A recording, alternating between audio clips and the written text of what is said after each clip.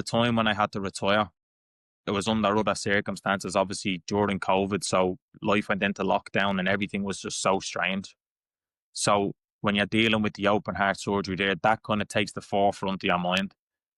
And the retirement kind of took a back step where you release a statement about it and you don't think many people will pay attention because in your own mind, I wish I could have done so much more. I wasn't a Premier League player. I wasn't someone who went on and done all these amazing things and won a World Cup. Like I was Mark O'Brien, a lad from Ballyfermot that has just had a football career.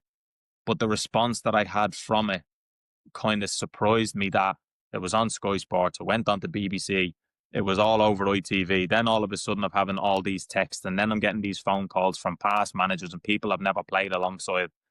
And it kind of made me think, I've made an impact on the game more than I actually even knew. And it kind of was like a warming feeling for me to kind of sit there and actually take it in to go, I actually did okay. Like it was the first time I could actually give myself credit because when you're in football or I would say even anything in life, you're always hard on yourself to kind of go, I always want more. I always need more. But you never sit there and actually think to yourself, I'm doing all right here.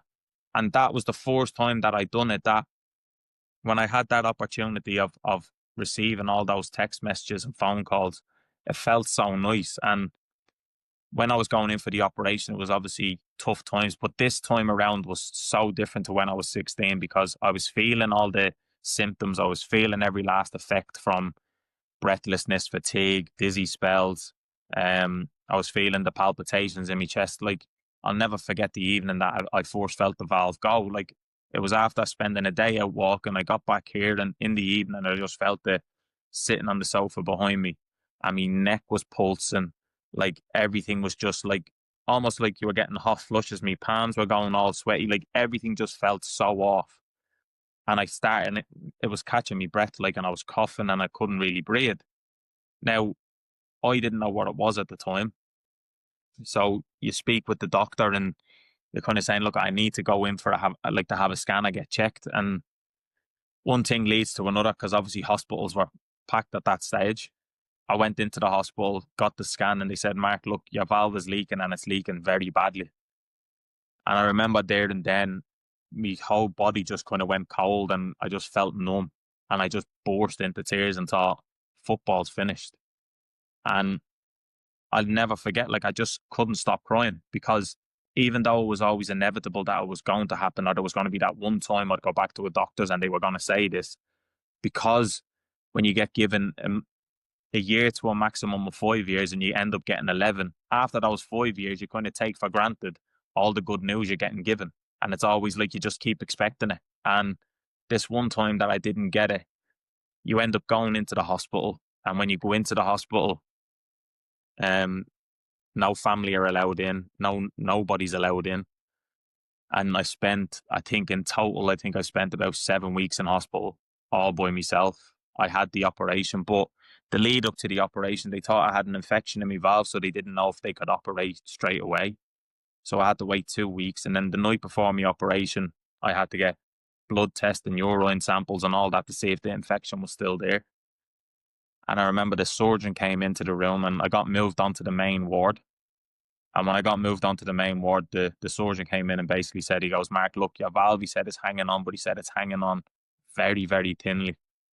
And he said, if that valve breaks off through the night and circulates your body and gets lodged in your brain, he said, you're dead.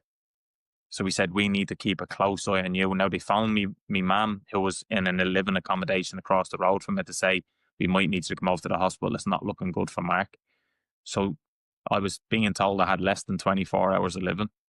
So I obviously didn't sleep that night, probably got about 20 minutes of sleep. I'm on the end of the phone to my mum saying, everything's going to be fine. And my mum's trying to do the same to me, but like, what do you do in them situations? Like, you don't have anyone around you. So the doctor came in the next morning, Mark, you can have the operation.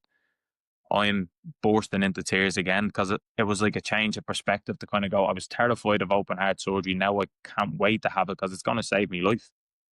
And when I went down, I had the operation, which took 7 hours. And then coming out of the operating theatre, my mum tells me that the doctor, when he spoke to her, said, like, look, the state his heart is in, I'm surprised he's still alive to this day. Like, he's lucky to be alive, but we've had a successful operation. Everything should be all right. And as you say, the whole process you go through again, which I remembered from 16, your tubes in your stomach, the ones in your neck, and you have to take them all out at different certain times, and then you're on the medications. But then this time around, they thought I had another infection, but I had inflammation in and around the aortic root that they replaced. So then that was another little bit of a complication. But in all of this, it was grinding me down where this whole positive way and this whole positive steely mentality just wasted away.